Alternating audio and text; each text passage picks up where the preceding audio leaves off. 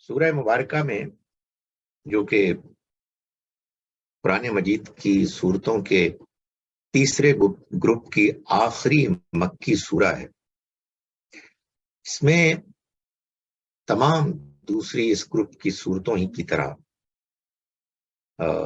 مضمون خوشخبری کا ہے اور خبردار کرنے کا ہے، یعنی انذار و تبشیر، انذار خبردار کرنا اور تبشیر خوشخبری سنانا۔ اس سورہ مبارکہ میں اس بات کا غلبہ ہے کہ انداز اور لب و لہجہ زیادہ سخت ہے، اور اتمام حجت کے بعد اب ہجرت کا موقع ہے کہ جو معلوم ہوتا ہے کہ بالکل سامنے موجود ہے۔ چنانچہ اللہ تعالیٰ نے اس میں بعض پیغمبروں کے واقعات بیان کیے اور ان کا بالآخر جو نتیجہ نکلا اس کو بھی کھول کر بیان کیا، اور ساتھ ہی ساتھ وہ دلائل بھی دہرائے جو قرآن مجید میں بار بار انسان کے اس مشاہدے میں آنے والی چیزوں کے دلائل ہیں کہ جو اس کو آفاق میں اپنے گرد و پیش میں بھی نظر آتے ہیں، اور وہ مشاہدات، تجربات، کیفیات کہ جو خود اس کو اپنے نفس میں نظر آتے ہیں، ان سب کا بھی حوالہ اللہ تعالیٰ نے دیا ہے، اور نہ ماننے والوں کو جن جوڑا ہے، ان کے دلائل، ان کے اقوال بیان کیے ہیں کہ معلوم ہو کہ ان میں کوئی وزن نہیں ہے، لیکن وہ محض اپنی بات پر اڑے ہوئے ہیں۔ تو یہی مضمون چل رہا ہے۔ اللہ تعالیٰ کا ارشاد ہے، اعوذ باللہ من الشیطان الرجیم، بسم اللہ الرحمن الرحیم، وَهُوَ الَّذِي أَنشَأَ لَكُمُ السَّمْعَ وَالْأَبْصَارَ وَالْأَفْئِدَةَ، اور وہی ذات ہے، یعنی اللہ کی ذات، جس نے بنائے تمہارے لیے، انشاء لکم السمع والابصار والافئدہ، سننے کے لیے کان، دیکھنے کے لیے آنکھیں، اور سوچنے سمجھنے کے لیے دل۔ یعنی مطلب یہ ہے کہ تم اپنے اس رب کی بات، اس کا پیغام کیوں نہیں سنتے جس نے یہ سب صلاحیتیں تم کو دی ہیں۔ کان اور آنکھیں، یہ تو اصل میں وہ فیکلٹیز ہیں جن سے انسان کو، آپ کہیے، وہ انفارمیشن، وہ ڈیٹا اپنے داخل میں شامل کرنے کا موقع ملتا ہے، اپنے عقل، اپنے دل میں اس کو فیڈ کرنے کا موقع ملتا ہے، جس کے بعد پھر انسان سوچتا ہے، غور و فکر کرتا ہے اور نتائج تک پہنچتا ہے۔ قرآن مجید نے یہ بات بار بار بیان کی ہے کہ اگر کوئی شخص دیانتداری سے اس دنیا کائنات پر غور کرے کہ جس کا وہ حصہ ہے، تو پھر وہ لامحالہ دو نتیجوں کو ضرور پالے گا، جلد یا بدیر۔ ایک یہ کہ اس دنیا کا بنانے والا ایک خالق، ایک مالک ہے، جس نے دنیا کو بنایا بھی ہے اور وہی اس کو چلا بھی رہا ہے۔ اور دوسرا نتیجہ جو اس کو حاصل ہوگا وہ یہ ہے کہ یہ دنیا ختم ہونے والی ہے، یہ اپنے اختتام، انجام تک پہنچنے والی ہے، اور یہ نہیں ہو سکتا کہ اس کے بعد خاتمہ ہو جائے اور انسان نیست و نابود ہو جائے، بلکہ ایک اور دنیا آئے گی جس میں پھر انسان کو اپنے یہاں کی کارکردگی پر جواب دینا ہوگا۔ تو چونکہ یہ انڈرسٹینڈنگ انسان کو حاصل ہوتی ہے اگر وہ دیانتداری کے ساتھ سنتا ہے، دیکھتا ہے اور غور و فکر کرتا ہے۔ تو اللہ تعالیٰ نے فرمایا کہ وَهُوَ الَّذِي أَنشَأَ لَكُمُ السَّمْعَ وَالْأَبْصَارَ وَالْأَفْئِدَةَ، وہی ہے کہ جس نے بنائے تمہارے لیے کان، آنکھیں اور دل، قلیلا ما تشکرون، بہت تھوڑا ہے کہ جو تم شکر کرتے ہو۔ یعنی ان صلاحیتوں کے ہونے کے نتیجے میں تو تمہیں اپنے رب کو پہچان کر اس کا بے انتہا شکر گزار ہونا چاہیے تھا۔ تمہیں تو ہر چیز کے مقابلے میں سب سے زیادہ دلچسپی، محبت، احترام اور عبادت کا جذبہ اپنے اللہ کے لیے ہونا چاہیے تھا، اور اس زندگی کا مقصد پانے کے بعد اصل زندگی کے حصول کے لیے تگ و دو ہونی چاہیے تھی، مگر بہت تھوڑا ہے کہ جو تم شکر کرتے ہو۔ شکر کا ذکر اس لیے کیا گیا کہ انسان جب حقائق پر غور کرتا ہے تو سب سے پہلے جو چیز اس پر واضح ہوتی ہے وہ یہ ہے کہ یہ بے انتہا مفید، حسین اور انسان کو اپنے طرف متوجہ مائل کرنے والی دنیا، یہ ہمیں ملی ہے بغیر کسی استحقاق کے۔ تو جس نے یہ دنیا، یہ زندگی ہم کو دی ہے، اس کا شکر ادا کرنا چاہیے۔ اگر انسان واقعی صحیح طریقے سے اپنے کانوں کو، اپنی آنکھوں کو اور اپنے دل و دماغ کو استعمال کرے۔ وَهُوَ الَّذِي ذَرَاكُمْ فِي الْأَرْضِ وَإِلَيْهِ تُحْشَرُونَ، اور وہی ہے کہ جس نے تمہیں ذَرَاكُمْ فِي الْأَرْضِ، پھیلا دیا زمین میں، وَإِلَيْهِ تُحْشَرُونَ، اور اسی کی طرف تم اکٹھے کیے جاؤ گے، سمیٹے جاؤ گے۔ یعنی ایک دن آئے گا کہ جب تم سب اس کی طرف دوبارہ ہانک کر لے جائے جاؤ گے۔ یہ ایک ہی سادہ سے جملے میں آپ کہیے مثال کے ذریعے سے اللہ تعالیٰ نے دو حقیقتوں کو واضح کر دیا۔ ظاہر ہے کہ قرآن مجید کے مخاطبین جو لوگ تھے ان کو زیادہ واقفیت زراعت سے تھی۔ زراعت، کھیتی باڑی میں کیا ہوتا ہے کہ کسان بیج بوتا ہے اور اس کے بعد انتظار کرتا ہے کہ فصل اگے گی اور وہ فصل کو کاٹے گا۔ تو بیج بونے کا مقصد فصل کو کاٹ کر اکٹھا کرنا ہوتا ہے۔ تو اللہ تعالیٰ نے فرمایا کہ بالکل ایسے ہی اس نے جیسے کہ کسان بیج پھیلاتا ہے، تم کو اس نے پھیلا دیا زمین پر، اور جیسے پھر وہ اپنی فصل کو کاٹ کر اکٹھا کرتا ہے، محض بیج بونا تو مقصد نہیں ہوتا بلکہ فصل کو اکٹھا کرنا ہوتا ہے، ایسے ہی وہ تمہیں اکٹھا کر لے گا، اور اس کے بعد اس کا نتیجہ یہ نکلے گا کہ تم اس کی طرف لوٹائے جاؤ گے۔ تو ایک تو آخرت، موت کے بعد والی زندگی، جس میں کہ انسانوں کو اکٹھا کیا جائے گا اور پھر وہ جواب دہ ہوں گے، اس کو بیان کر دیا گیا۔ اور دوسری جانب توحید کو بھی اسی مثال سے واضح کیا گیا کہ جب کسان یہ نہیں پسند کرتا، برداشت کرتا کہ اس کی بوئی ہوئی فصل کو کوئی اور لے جائے یا اس کا ایک حصہ اس سے کوئی اور چھین لے، ویسے ہی اللہ تعالیٰ بھی اس بات کو پسند نہیں کرتا کہ اس کی دنیا میں اس کی بنائی ہوئی مخلوق جو اس کی نعمتوں سے فائدہ اٹھا رہی ہے، اسی کی دی ہوئی صلاحیتیں ہیں جن کو استعمال کر کے وہ اس دنیا کی زندگی میں اپنے معاملات کو دیکھ رہی ہے، ان کو چلا رہی ہے، وہ اس کو چھوڑ کر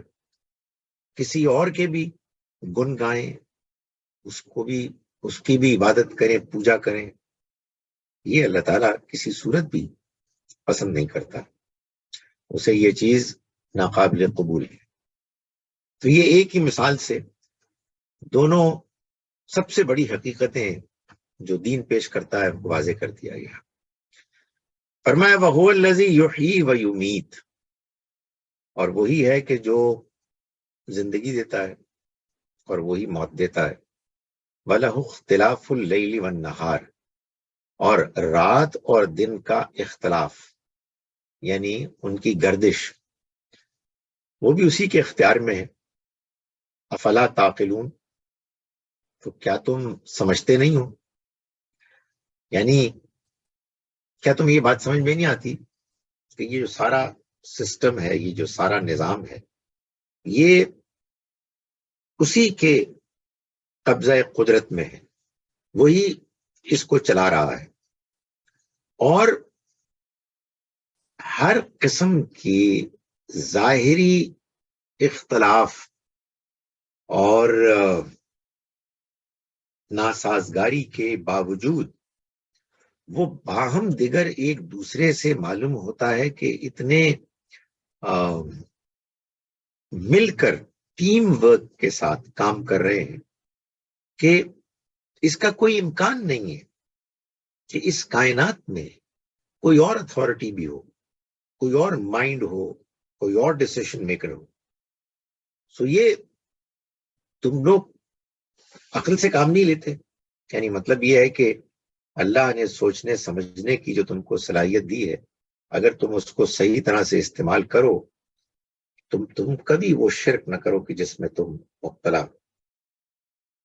یہ انسانوں کی ایک بدقسمتی ہے کہ انسان اپنی عقل کو انہی معاملات کے لیے استعمال کرتا ہے جہاں اس کو اس سے کوئی اپنا ذاتی یا اپنے قریب کے لوگوں کا ذاتی فائدہ نظر آتا ہے، لیکن اگر اس کو عقل کے غلط استعمال سے کوئی فائدہ پہنچ رہا ہو تو وہ اس کو غلط طریقے سے بھی جانتے بوجھتے ہوئے استعمال کرتا ہے۔ اس کی بہت سی مثالیں دنیا میں موجود ہیں۔ انسان طے کر لیتا ہے کہ میں نے سچائی کو نہیں جاننا، سچائی کو نہیں ماننا، بلکہ اس چیز کو ماننا ہے، اس بات کو ماننا ہے جس سے مجھے فائدہ پہنچتا ہے یا جو میرے مطلب کی ہے۔ تو فرمایا کہ بہت تھوڑا ہے کہ جو تم عقل سے کام لیتے ہو۔ بل قالوا مثل ما قال الاولون،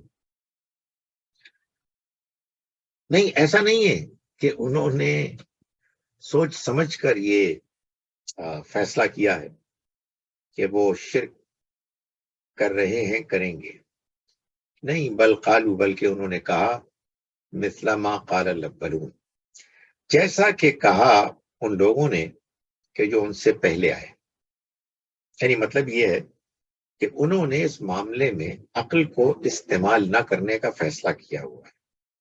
سو یہ مت سمجھو کہ تم ان کو دلائل دے دو گے تو وہ ان دلائل سے مطمئن ہو جائیں گے اور تمہاری بات کو وہ مان لیں گے، نہیں، وہ ان کے ہاں اصول طے ہے کہ وہ صرف ان لوگوں کو سنتے ہیں جو ان کے ہاں ان کی بات کو ان کے مطابق بیان کرتے ہیں، اور اس کے علاوہ وہ کسی کو سننے کے لیے تیار نہیں ہوتے۔ اور یہ چیز ان کے آباء و اجداد سے چلی آ رہی ہے اور انہی کی بات کو دہرا رہے ہیں، عقل کی بات کو وہ سننے پر آمادہ نہیں ہوتے۔ قالوا اذا متنا وکننا ترابن و عظامن انا لمبعوثون، انہوں نے کہا کہ کیا جب ہم مر جائیں گے اور مٹی اور ہڈیاں ہو جائیں گے تو کیا ہم دوبارہ اٹھائے جائیں گے؟ یہ جو ہوتا ہے نا، یہ دلائل اس طرح کے، یہ اصل میں اپنے آپ کو مطمئن کرنے کے لیے دلائل بعض لوگ پیش کرتے ہیں تاکہ کچھ کہنے کو ہو۔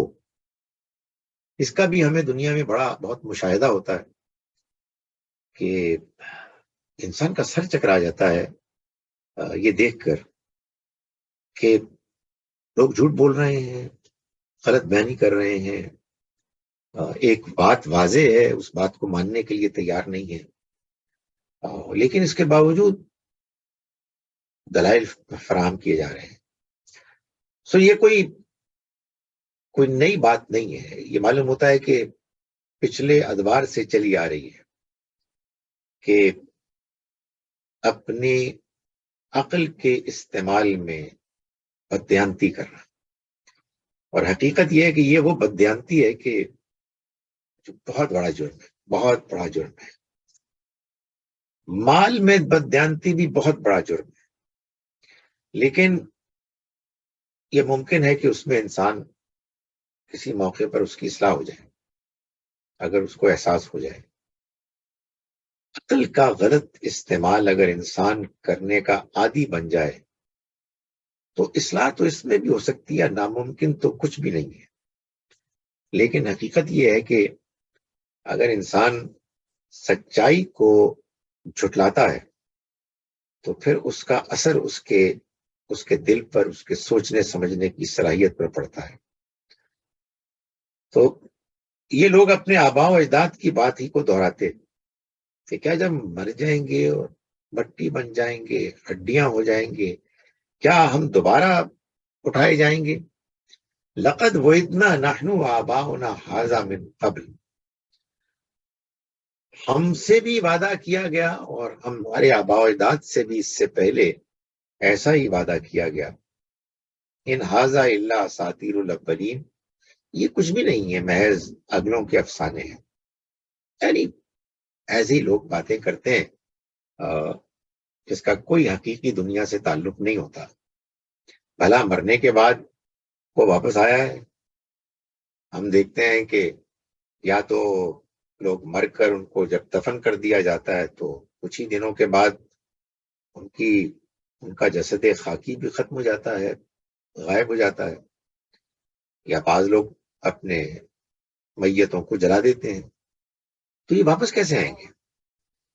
یہ ایک حقیقت ہے کہ جب انسان اپنی عقل کو استعمال نہ کرے اور بیوقوف لوگوں کی باتیں سنتا رہے اور ان باتوں کے جو خلاف واضح دلائل ہیں ان پر غور نہ کرے تو انسان متاثر ہوتا ہے اور انسان کی شخصیت پر اس طرح کا منفی پروپیگنڈا اثر کرتا ہے۔ اس وجہ سے ضروری ہے کہ انسان بار بار اصل حقیقت کو سمجھنے جاننے کے لیے جو دلائل ان کو سمجھتا رہے، ان کو دہراتا رہے۔ یہی وجہ ہے کہ اللہ تعالیٰ قرآن مجید میں بار بار یہ بات بیان فرماتے ہیں کہ وہ لوگ کہ جو اللہ کے ہاں کامیاب ہوں گے وہ ہیں کہ جو ایمان لائے اور جنہوں نے نیک عمل کیے۔ یہ ایمان لانا کوئی ایک دن کی، ایک واقعے کی بات نہیں ہے، بلکہ یہ ایک مستقل پروسیس ہے۔ روزانہ صبح و شام انسان کو اپنے ایمان کو محفوظ کرنا ہوتا ہے، اس کا اعادہ کرنا ہوتا ہے۔ انسان کبھی خود اپنی شخصیت میں اس کی خلاف ورزی کر رہا ہوتا ہے، کہیں وہ دوسروں کی باتیں سن رہا ہوتا ہے، واقعات دیکھ رہا ہوتا ہے۔ تو یہ دائرے کے ایمان کے خلاف، سچ حق کے خلاف پروپیگنڈا ہوتا ہے، اور اس کو کاؤنٹر کرنے کے لیے اور اپنے آپ کو راہ ہدایت پر گامزن رکھے رہنے کے لیے یہ ضروری ہے کہ انسان یاد دہانی کرتا رہے اپنے موقف کے دلائل کی اور اس کی بہترین شکل قرآن مجید کو پڑھنا ہے، سمجھ کر پڑھنا ہے، اور نماز پڑھنا ہے سمجھ کر پڑھنا ہے، اور جب آپ نماز پڑھیں گے سمجھ کر، اور جب آپ قرآن مجید پڑھیں گے سمجھ کر، تو پھر حقیقت یہ ہے کہ آپ کی زندگی ساری کی ساری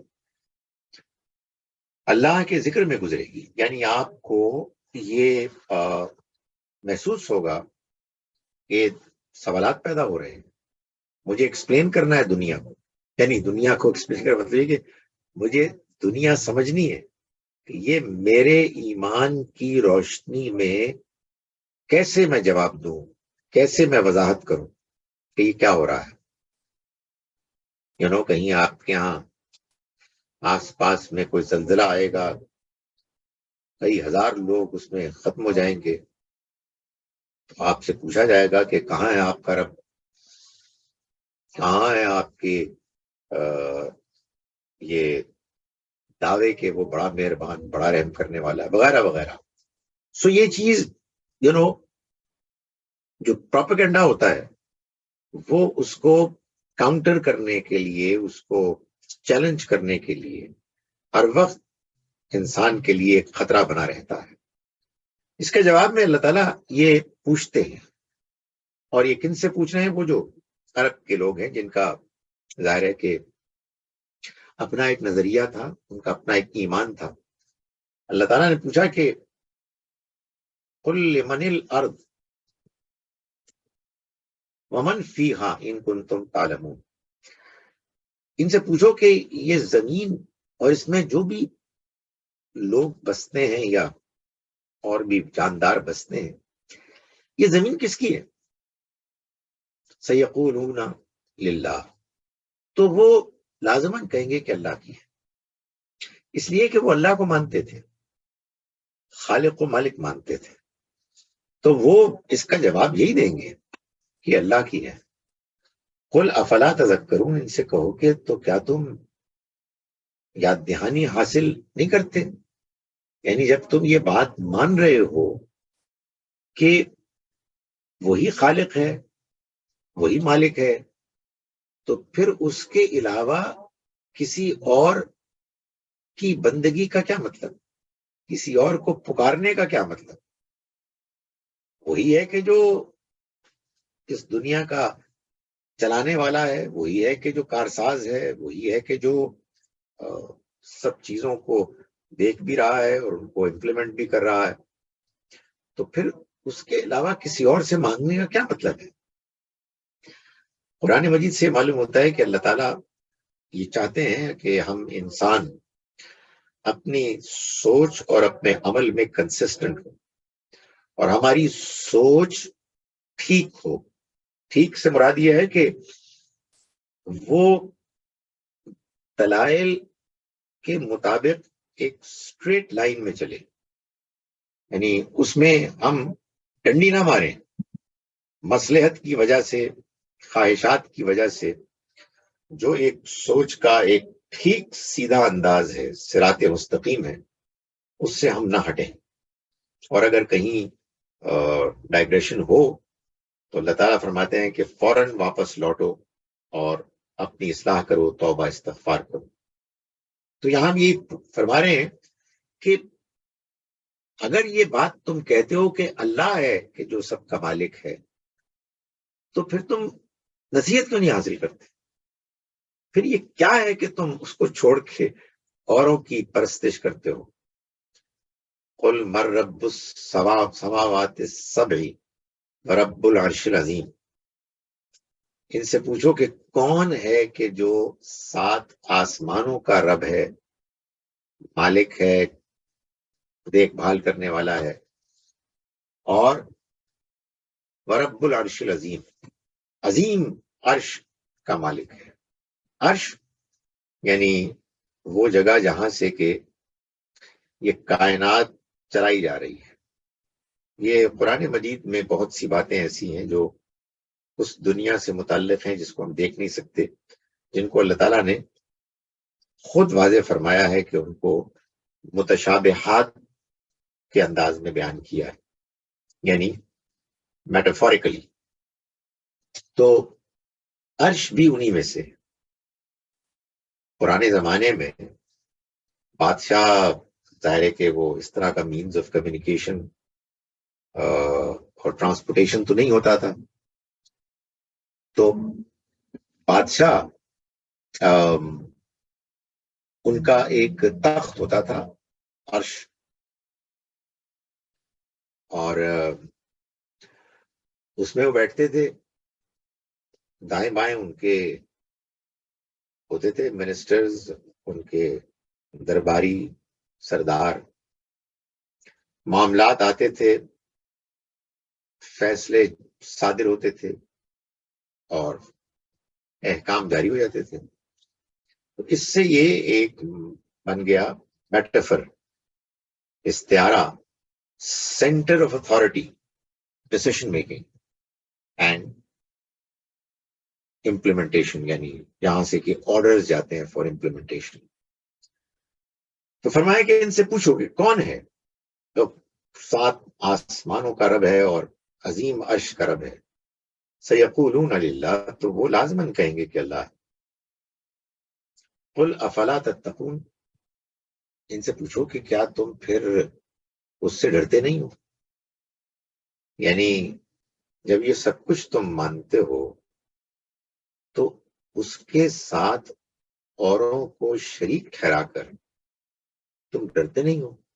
یہ ہے تمہارے پاس اپنے ڈیفenس میں پیش کرنے کے لیے بات کی ہمارے بڑوں نے یہ کیا اور ہم اس کو ریپیٹ کر رہے ہیں، اور اس حقیقت کو تم نظر انداز کر دیتے ہو کہ یہ سب کچھ تو اسی کا ہے، اور اس کے سب کچھ ہونے کے کی حقیقت کو جاننے کے باوجود اس کی مرضی کے برخلاف تم ان کو معبود بنائے بیٹھے ہو، پرستش کر رہے ہو کہ جن کی کوئی حقیقت نہیں. تم ڈرتے نہیں ہو.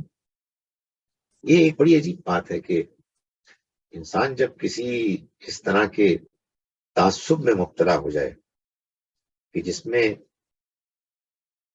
جذبات وابستہ ہوں، ٹریڈیشن ہو، بزرگوں کے نام لیے جائیں، تو آدمی پھر نتائج نہیں سوچتا، ضد میں مبتلا ہو جاتا ہے. فرمایا کہ قل من بیدہ ملکوت کل شیء، ان سے پوچھو کہ کون ہے جس کے ہاتھ میں ہر چیز کا اختیار ہے. ملکوت کل شیء وہو یجیر ولا یجار علیہ، اور وہ پناہ دیتا ہے مگر اس کے مقابل میں کوئی پناہ نہیں دے سکتا. وہ ہے کہ جس کے پاس، جس کے حضور میں لوگ اس سے پناہ مانگتے ہیں، یعنی اس کی پناہ میں آتے ہیں دوسروں کی شر سے، ان کے خطرات سے. لیکن کوئی ایسا نہیں ہے کہ جو پناہ دے اس کے مقابلے میں. وہ کون ہے؟ فرمائے ان کنتم تعلمون، اگر تم واقعی جانتے ہو. سیقولون للہ، تو وہ لازماً کہیں گے وہ اللہ ہی ہے. قل فانا تسحرون، تو ان سے پوچھو کہ پھر تم کہاں جا رہے ہو، کہاں تم جادو کے نتیجے میں پھرے جا رہے ہو، تمہاری مت کہاں ماری جا رہی ہے. اس طرح کی بات ہے. بل اتیناہم بالحق، ایسا نہیں ہے کہ انہوں نے بہت سوچا سمجھا ہے، نہیں، بلکہ اتیناہم بالحق، ہم ان کے پاس حق لے کر آئے. ہم حق لے کر آئے یعنی ہم نے اپنے پیغمبر بھیجے. پیغمبر اللہ ہی کے نمائندے ہوتے ہیں. وَإِنَّهُمْ لَكَاذِبُونَ، اور یہ بالکل جھوٹے. ہم نے ان کے پاس اپنا پیغام بھیجا اور ان پر یہ واضح کیا کہ ہم ان سے یہ چاہتے ہیں کہ وہ ہمارے علاوہ کسی اور کی بندگی نہ کریں، اور انہوں نے جھوٹ بولا. یہ جھوٹے کہ ہم کو تو ہمارے بڑوں نے یہ کہا ہے کہ یہ اللہ کا حکم ہے، اس کا تقاضا ہے کہ ہم اس کے اپوائنٹ کیے ہوئے پارٹنرز کو بھی حیثیت دیں اور ان کی بھی پرستش کریں.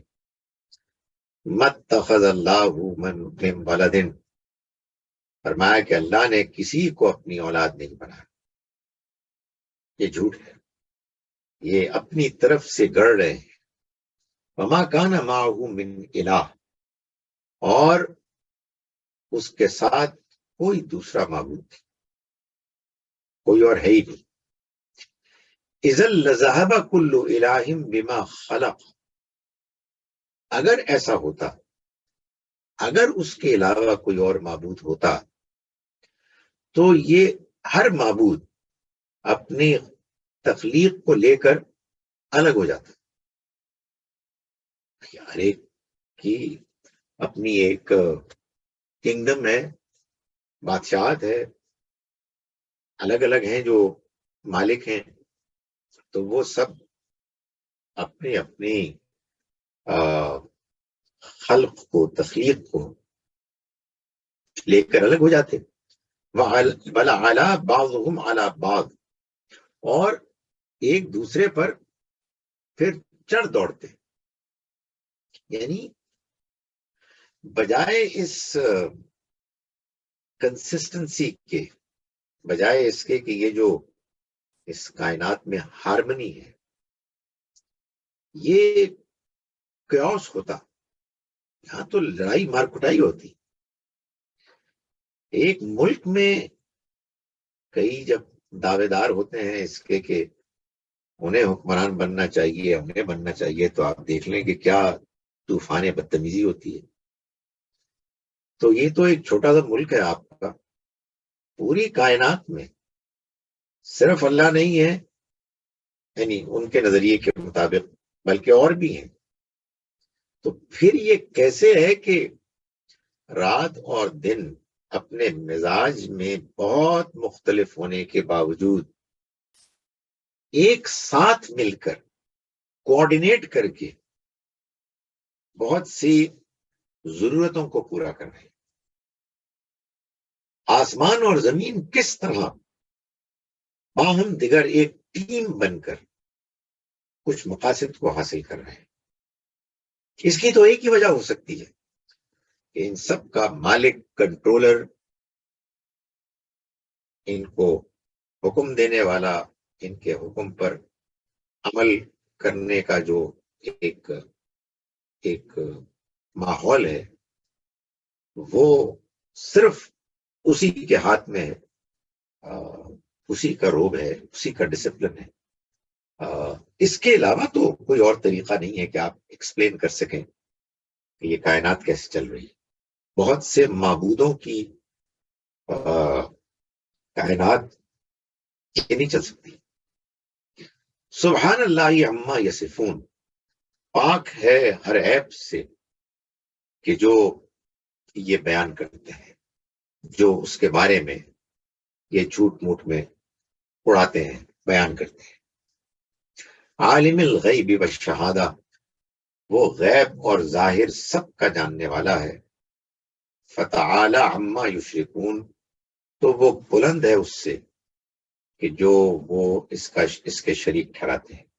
یعنی مطلب یہ ہے کہ کوئی کہہ سکتا تھا کہ ٹھیک ہے، طاقت، کنٹرول سب اس کا ہے، لیکن کہاں کہاں جا کے وہ دیکھے گا کہ کیا ہو رہا ہے، کس کس علاقے کی خبر وہ رکھے گا براہ راست. بہرحال اس کے کارندے ہی صحیح کچھ اور بھی لوگ ہیں، کچھ اور بھی ہستیاں ہیں جن کی ایک الگ انڈیپینڈنٹ حیثیت ہے، اس وجہ سے کہ اللہ تعالیٰ خود تو سب کچھ نہیں کر سکتا.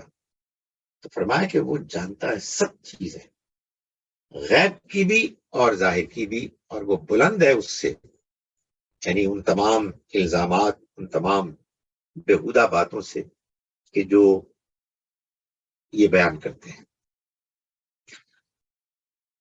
قُل رَّبِّ إِمَّا تُرِيَنِّي مَا يُوعَدُونَ، آپ دعا کیجئے پیغمبر کہ اگر تو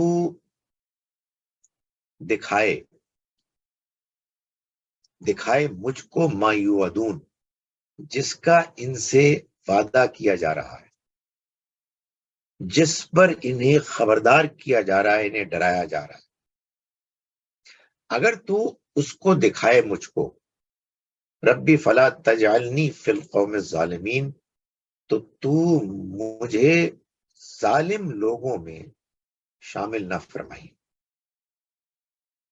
ایک بات تو یہ ہے کہ ظاہر ہے کہ پیغمبر کے ظالم لوگوں میں شامل ہونے کا کوئی امکان بھی نہیں تھا، لیکن چونکہ وہ اتنی بری، اتنی ایک خطرناک چیز ہے کہ انجام اتنا برا انجام ہے کہ کوئی حساس شریف النفس دیانتدار انسان اس کا تصور بھی نہیں کر سکتا، اس کے بارے میں سوچنا بھی اس کے لیے مشکل ہے۔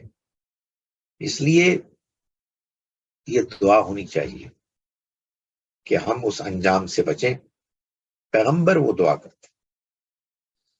ایک بات تو یہ، دوسری بات یہ کہ اس آیت سے بھی معلوم ہوتا ہے کہ یہ جو امکان بیان کیا ہے کہ اگر تو مجھے دکھائے وہ کہ جس کا ان سے وعدہ کیا جا رہا ہے یا جس کی ان کو دھمکی دی جا رہی ہے، یعنی عذاب، تو کیا اس کا بھی امکان ہے کہ پیغمبر نہ دیکھیں؟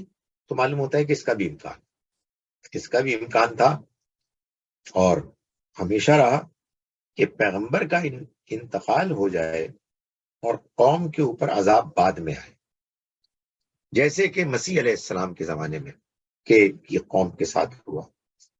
آپ دنیا میں نہیں رہے اور آپ کی قوم کے اوپر عذاب آیا۔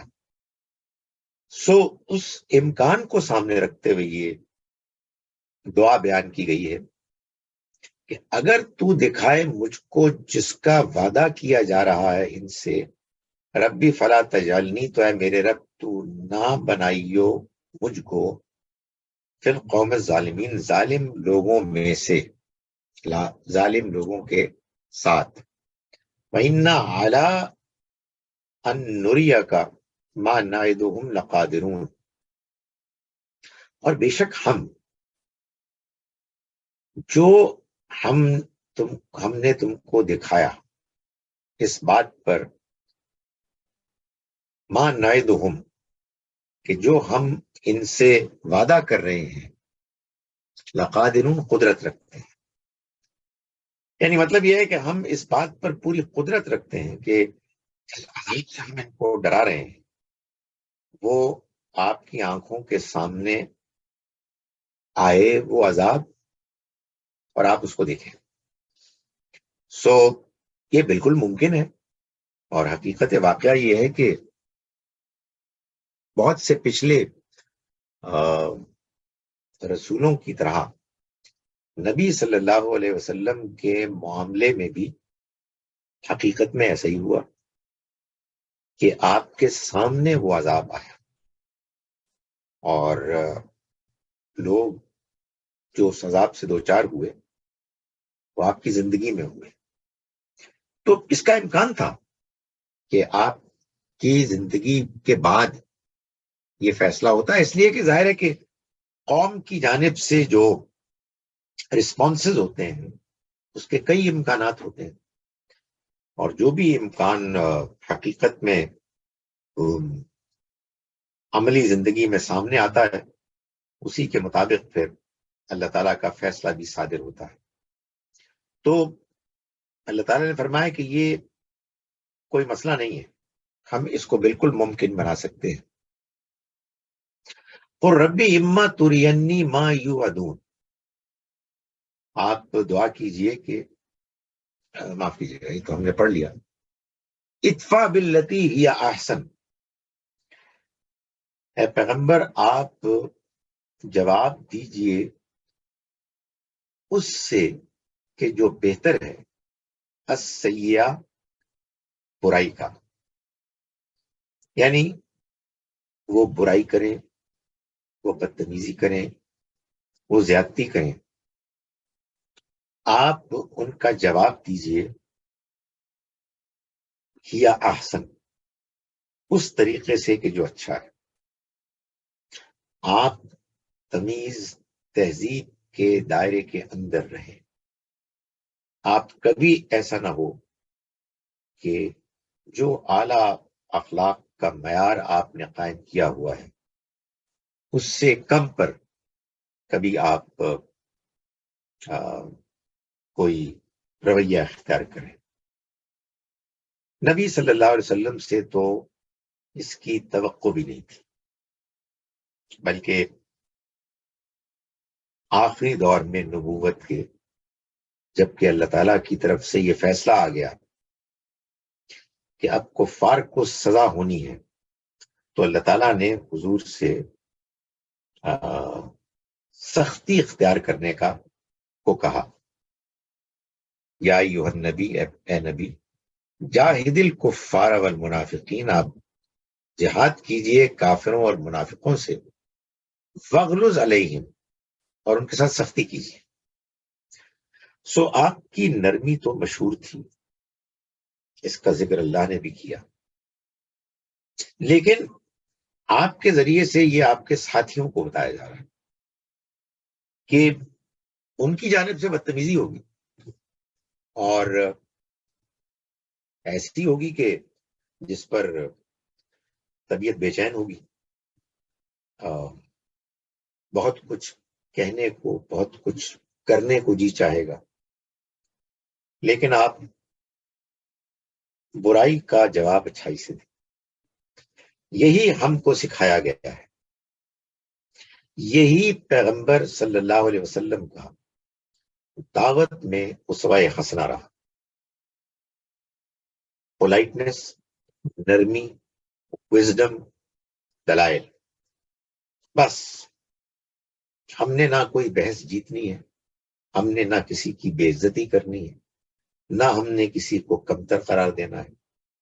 اللہ کا پیغام لوگوں کے سامنے پیش کرنا ہے، اور اگر وہ زیادتی کریں تو زیادتی کی جگہ پر اچھائی، اچھا رویہ، اچھا انداز اختیار کرنا ہے. اس کا نتیجہ یہ نکلتا ہے کہ جب ایسا رویہ ہوتا ہے تو قرآن نے خود کہا ایک اور سورہ میں، سورہ حامیم سجدہ، سورہ نمبر 41 میں، کہ فَإِذَا الَّذِي بَيْنَكَ وَبَيْنَهُ عَدَاوَةٌ، پھر کیا ہوگا کہ تمہارے اور جس کے درمیان دشمنی تھی، كَأَنَّهُ وَلِيٌّ حَمِيمٌ، کوئی گہرا دوست بن جائے گا. تو یہ اس لیے ضروری ہے کہ اصل میں ہمارے پاس ایک دعوت ہے، پیغام ہے. وہ پیغام لوگوں کو سمجھ میں آئے، لوگ اس پیغام کو مانیں، اس کے لیے ضروری ہے کہ پہلے وہ اس کو سنیں، پہلے وہ اس کو اہمیت دیں. اگر آپ اینٹ کا جواب پتھر سے دیں گے، اگر آپ کسی بدتمیزی کے مقابل میں ایگریشن اور وائلنس کا مظاہرہ کریں گے، تو پھر وہ جو ایک اپرچونٹی پیدا ہوتی ہے کسی کے بدتمیزی کرنے کے نتیجے میں، کہ جب کہ آپ صبر کریں اور صحیح رویہ اختیار کر کے لوگوں کی توجہ اس پیغام کی طرف مائل کریں کہ جس نے آپ کے اندر وہ تحمل، صبر پیدا کیا، اور جو پوری انسانیت کے لیے ایک ہدایت کا پیغام ہے. دنیا میں جو سوالات پیدا ہوتے ہیں، دنیا جس قسم کا پزل ہے، اس میں جو الجھنیں ہیں، ان سب میں اللہ کی اسکیم کیا ہے، اللہ تعالیٰ کا کیا پلان ہے، اس کا مکمل، آخری، محفوظ، پیور سولوشن پیغام کی شکل میں آپ کے پاس موجود. کتنی بدنصیبی ہوگی کہ لوگوں کے اکسانے مشتعل کرنے پر ہم بھڑک اٹھیں یہ جو ہم بھڑکتے ہیں، جس میں یہ بار بار کہا جاتا ہے کہ جی یہ غیرت کا تقاضا ہے کہ ہم ایسا کریں، تو اصل میں حقیقت یہ ہے کہ وہ غیرت ہوتی ہے مگر ذاتی ہوتی ہے، یعنی وہ ہمارا اپنا کو ذاتی مسئلہ ہے۔ اگر ہم پیغمبر صلی اللہ علیہ وسلم کے پیروکار ہیں تو پھر تو طریقہ بالکل سادہ ہے۔ آپ کے نون ڈیمونسٹریٹڈ طریقے کو اختیار کیا جائے کہ ہم صبر اور تحمل کے ساتھ جو بات ہمیں سمجھ میں آتی ہے ہم اس کو بیان کریں اور نتیجہ اللہ پر چھوڑیں۔ تو یہاں اسی کو اللہ تعالیٰ بیان فرما رہے ہیں کہ یہ طریقہ اختیار کرو اور برائی کا جواب برائی سے نہ دو۔ فرمایا وَقُلْ رَبِّ أَعُوذُ بِكَ مِنْ ہَمَزَاتِ الشَّيَاطِينِ۔ یہ بات وہاں بھی کی گئی ہے سورہ حامیم سجدہ میں، اور یہاں بھی کی گئی، اور ایسے کی گئی ہے، یعنی لگ بھگ انہی الفاظ میں کہ دعا کرو کہ میرے رب میں تیری پناہ مانگتا ہوں شیطانوں کے وسوسوں سے۔ معلوم یہ ہوا کہ جب یہ موقع آئے گا کہ آپ اللہ کا پیغام پیش کریں گے یا اللہ کا پیغام لوگوں کے پاس جائے گا تو بدتمیزی تو کریں گے، وہ شیاطین وسوسہ اندازی کریں گے، چاہے وہ جنات میں سے ہوں چاہے انسانوں میں سے ہوں۔ یہ بات تو طے ہے، قرآن سے معلوم ہے کہ شیطان جو ہے من الجنت والناس، قرآن کی آخری آیت ہے جو بتا رہی ہے کہ وہ جنوں میں سے بھی ہوتے ہیں اور انسانوں میں سے بھی ہوتے ہیں۔ تو جب وہ یہ کریں تو آسان نہیں ہوتا، آنسٹ ٹو گاڈ بہت مشکل ہوتا ہے۔ کہ آپ کو یہ بات معلوم ہے کہ ایک شخص بکواس کر رہا ہے اور اس پیغام اس ہستی ان ہستیوں کے بارے میں کر رہا ہے، ان کے بارے میں اس کو کچھ نہیں پتا، تو جو پتا ہے وہ منفی پروپیگنڈا ہے۔ تو اس موقع پر انسان صبر اور تحمل کے ساتھ نرمی کا رویہ اختیار کرے، یہ آسان نہیں ہے۔ جب انسان ایسا کرے گا تو شیاطین آئیں گے، وسوسہ اندازی کریں گے، اکسائیں گے، تو اس وقت فرمائے کہ اللہ کی پناہ۔ وہاں بھی فرمائے کہ وَإِمَّا يَنزَغَنَّكَ مِنَ الشَّيْطَانِ نَزْغٌ، پھر اگر تمہیں شیطان کی اکساہٹ کچھ ورغلائے، اکسائے، فَاسْتَعِذْ بِاللَّہ، تو اللہ کی پناہ مانگو۔ یہاں بھی یہی بات بیان کی گئی کہ اللہ کی پناہ مانگو شیاطین کے وسوسوں سے۔ وَأَعُوذُ بِكَ رَبِّ أَن يَحْضُرُونِ، اور دعا کرو، پناہ مانگو اپنے رب کی کہ وہ میرے پاس آئے، یعنی کہو کہ میں پناہ مانگتا ہوں، معاف کیجیے گا، کہو کہ میں پناہ مانگتا ہوں تیری کہ وہ میرے پاس آئے، یعنی وہ شیاطین، اس لیے کہ جب وہ آ جاتے ہیں تو پھر ان کے چنگل سے باہر نکلنا آسان نہیں ہوتا، یعنی اس میں مشکلات ہوتی ہیں۔ اس وجہ سے یہ بات کہ تم ان کو اگنور کرو، اللہ کی پناہ مانگو، یہی صحیح طریقہ ہے۔ اس سے تم بچ جاؤ گے ان کے اس سارے پروپیگنڈے اور اس کے نتیجے میں پیدا ہونے والے اندر کی اس اکساہٹ سے کہ جو پھر انسان کو سخت برے رد عمل کی طرف مائل کرتی ہے۔ میں ان آیات کا ترجمہ جو ہم نے آج پڑھی ہے ایک مرتبہ پھر کر رہا ہوں، اس کے بعد اگر سوال جواب کی ضرورت ہوئی تو ہم کر لیں گے۔ ہم شروع کرتے ہیں اس اللہ کے نام کے ساتھ جس کی رحمت بے پناہ ہے، جس کی عنایت ہمیشہ کے لیے ہے۔ یہ سورہ مومنون کی آیت نمبر 78 سے میں ترجمہ کر رہا ہوں۔ وہی ہے کہ جس نے بنائے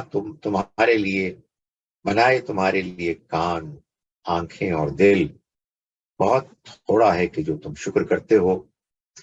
اور وہی ہے کہ جس نے پھیلا دیا تم کو زمین پر، اور اسی کی طرف تم اکٹھے کیے جاؤ گے۔ اور وہی ہے کہ جو زندگی دیتا ہے اور موت دیتا ہے، اور اسی کا ہے رات اور دن کا اختلاف، رات اور دن کا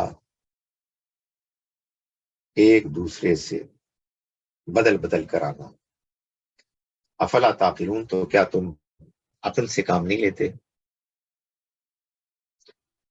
نہیں، یہ عقل سے کام نہیں لیتے، بلکہ انہوں نے کہا ویسا ہی جیسا کہ کہا ان کے پچھلے لوگوں نے، بزرگوں نے۔ انہوں نے کہا کہ کیا ہم جب مر جائیں گے اور مٹی اور ہڈیاں ہو جائیں گے، کیا ہم تب اٹھائے جائیں گے؟ یہ وعدہ تو ہم سے پہلے بھی کیا گیا اور ہمارے آباء و اجداد سے بھی۔ یہ کچھ بھی نہیں ہے سوائے ایسی کہانیاں ہیں لوگ۔ ان سے پوچھئے کہ کس کی ہے زمین، یہ زمین اور وہ سارے جو اس میں بستے ہیں؟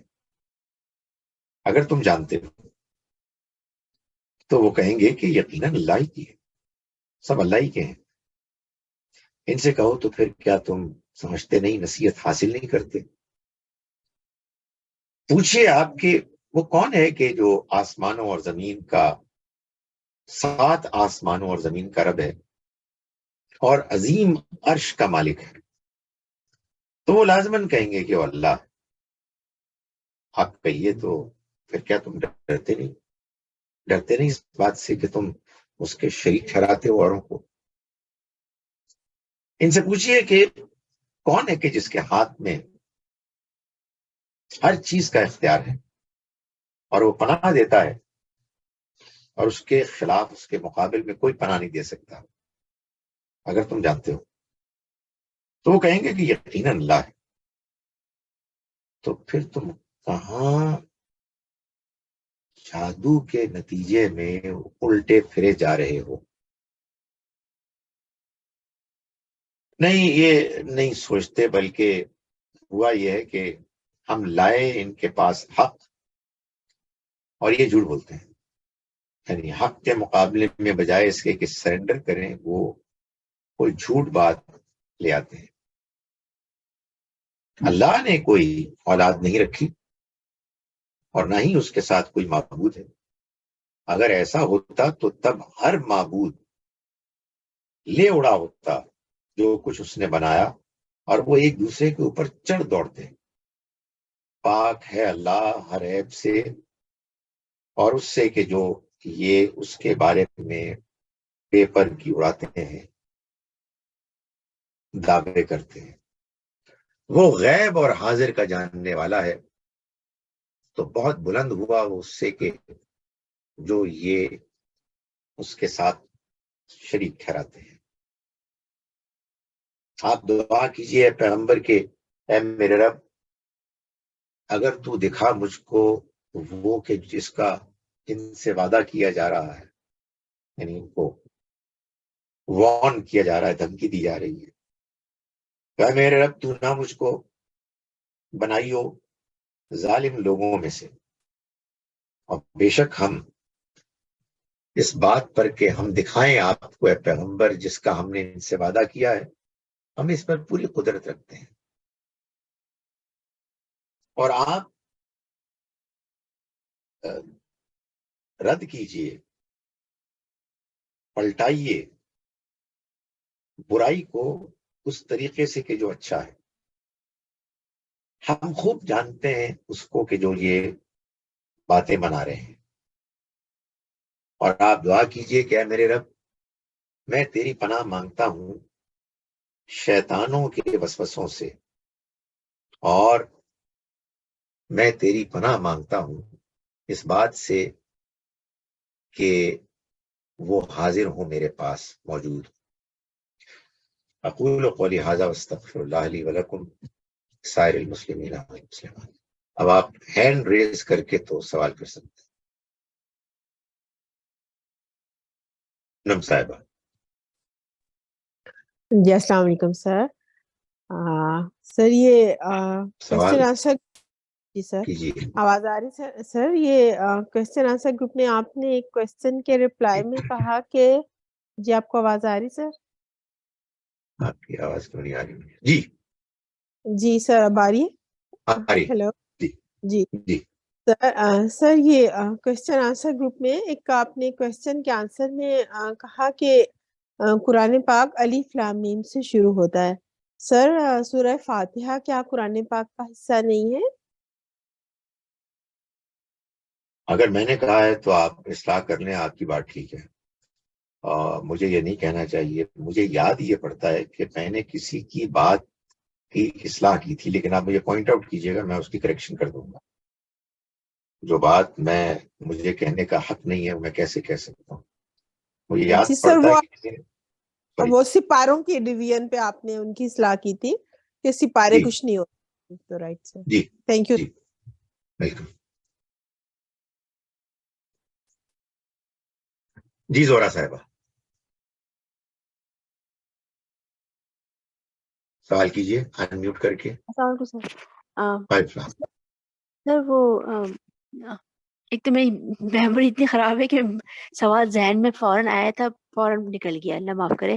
تو آپ وہی کریں جو میں کرتا ہوں کہ کوئی جی نیا سوال بنا لیں. چل راجعون اعوذ باللہ من الشیطان الرجیم. سوالات تو بہت سارے ہیں.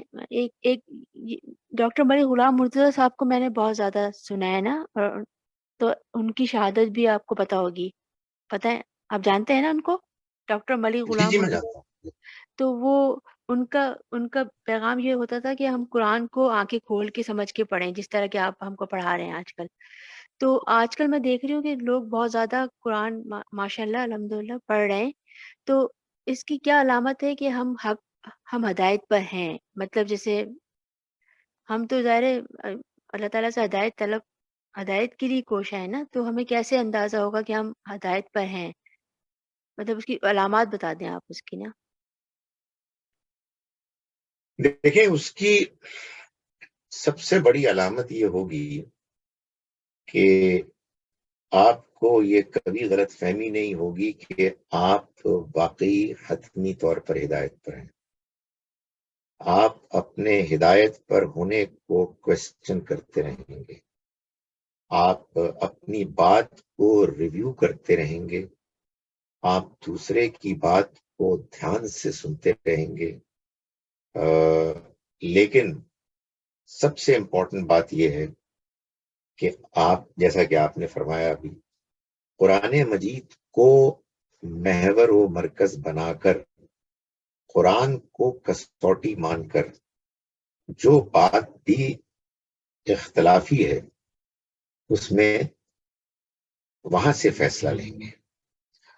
وہ فیصلہ آپ تب تک مانیں گے جب تک کہ دیانتداری کے غور و فکر کے نتیجے میں آپ کو وہ فیصلہ صحیح لگ رہا ہوگا. آپ کی یہ پوری کمٹمنٹ ہوگی کہ آپ نے ضد نہیں کرنی. ہم انسان ہیں، ہم سے غلطیاں ہو سکتی ہیں. اصول بالکل واضح ہے کہ ہمیں دیانتداری سے اپنی عقل استعمال کرنی ہے.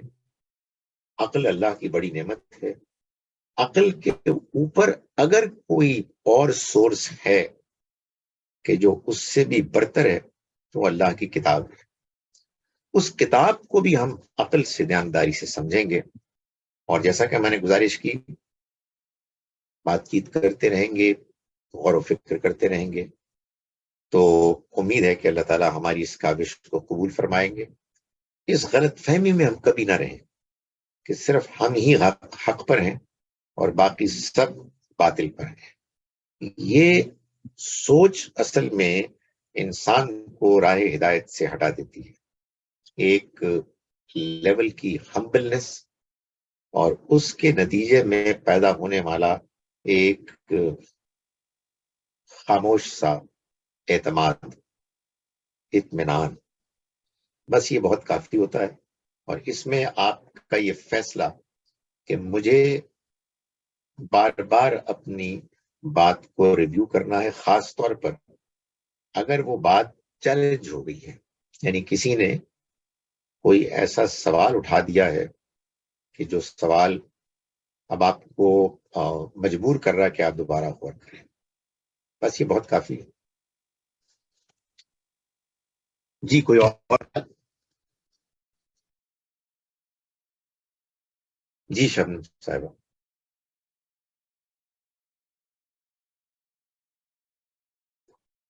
آپ سوال کر رہی ہیں؟ کیوں؟ سوری سر، فرمائیے. میں نے انمیوٹ، جی سر میں نے انمیوٹ نہیں کیا تھا، سوری. ہاں جی سر مجھے بائبل کے بارے میں تھوڑی کنفیوژن ہے کہ اس میں ڈفرینٹ بکس ہیں، اولڈ ٹیسٹامنٹ، نیو ٹیسٹامنٹ، اور بھی اللہ تعالیٰ کی شاید یہ اس میں زبور بھی ہے، اور کچھ ہسٹری کے چیپٹرز ہیں، آپ نے ایک دفعہ بتایا تھا. تو سر مجھے یہ تھوڑی کنفیوژن ہے کہ یہ اس فارم میں بائبل کو کیسے کمپائل کیا، کس نے کمپائل کیا، اور کیا یہ جیوز اور کرسچنز جو ہیں وہ ایگری کرتے ہیں، اپنی اپنی پڑھتے ہیں، اپنا اپنا پارٹ پڑھتے ہیں، اور یہ اس پہ وہ ایگریڈ ہیں کہ ٹھیک ہے؟ تو سر یہ تھوڑا سا بتا دیں کائنڈلی. گزارش یہ ہے کہ بائبل جس کو کہتے ہیں نا، اس کے دو حصے ہیں، old testament, new testament. Christians اور جیوز سب اولڈ ٹیسٹمنٹ اور new testament, sorry, Christians old testament اور نیو ٹیسٹمنٹ دونوں کو مانتے ہیں کہ یہ اللہ کی طرف سے. جیوز صرف اولڈ ٹیسٹمنٹ کو مانتے ہیں. وہ جیسے کہ نبی اکرم صلی اللہ علیہ وسلم پر ایمان نہیں لائے، ویسے ہی وہ مسیح علیہ السلام پر بھی ایمان نہیں لائے. اور مسیح علیہ السلام کا انکار کرنے کی وجہ سے یہودیوں کو اللہ کی طرف سے تب سے قیامت تک کے لیے یہ سزا ملی ہے کہ وہ کرسچنز کی غلبِ تسلط کی تحت زندگی گزاریں گے. کرسچنز اولڈ ٹیسٹمنٹ کو بھی مانتے ہیں، نیو ٹیسٹمنٹ کو بھی مانتے ہیں، اور اس میں ہسٹری بھی ہے، بادشاہوں کی بھی، پیغمبروں کی بھی، اور اس میں داؤد علیہ السلام کی زبور، سامز بھی. نیو ٹیسٹمنٹ میں جہاں 4 گاسپلز ہیں، وہاں زیادہ کتابیں ہیں وہ کہ جو سینٹ پال سے متعلق ہیں، ان سے نسبت ہے ان کی. ماننے کے معاملے میں میں نے گزارش کی کہ جیوز اور کرسچن میں تو واضح اختلاف ہے. ود ان کرسچنز بھی ان کے 2 بڑے گروہوں میں کچھ اختلاف ہے، رومن کیتھولکس میں اور پروٹیسٹنٹس میں. اگر میرے حافظے میں بات صحیح ہے تو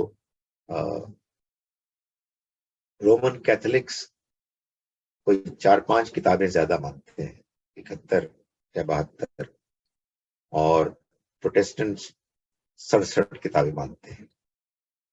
ان کتابوں کے بارے میں ان کی انڈرسٹینڈنگ یہ ہے کہ اگرچہ کہ ان میں سے کوئی کتاب بھی اپنی اصل زبان اور اصل ٹیکسٹ میں موجود نہیں ہے، کہ جیسے کہ اللہ تعالیٰ نے اس کو نازل کیا، تراجم ہے، مگر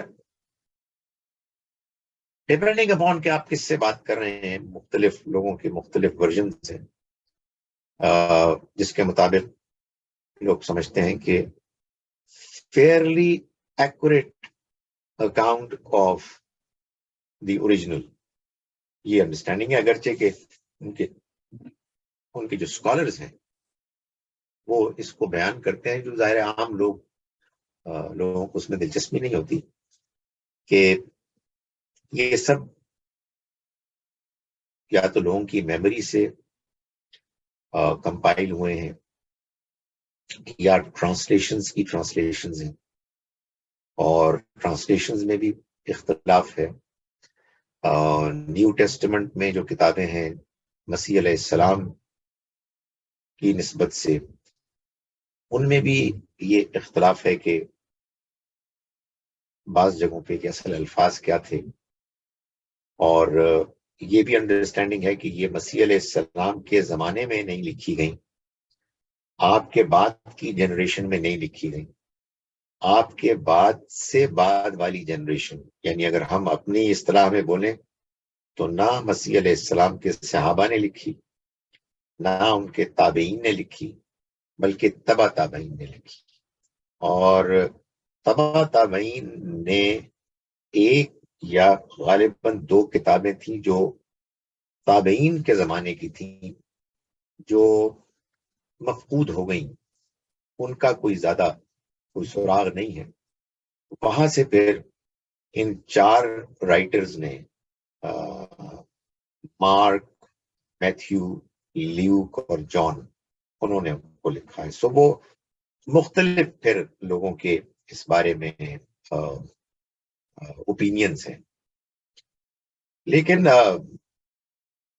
ہمارے اپنے مسلمانوں کے ہاں بھی یہ عجیب بات ہے کہ قرآن مجید جیسی شاندار کتاب کے ہونے کے باوجود کہ جس کو کہ ہم جانتے بھی ہیں، مانتے بھی ہیں کہ یہ اللہ کی آخری درجے میں محفوظ کتاب ہے، لیکن لوگوں کا اطمینان تو نہیں ہے اس پہ۔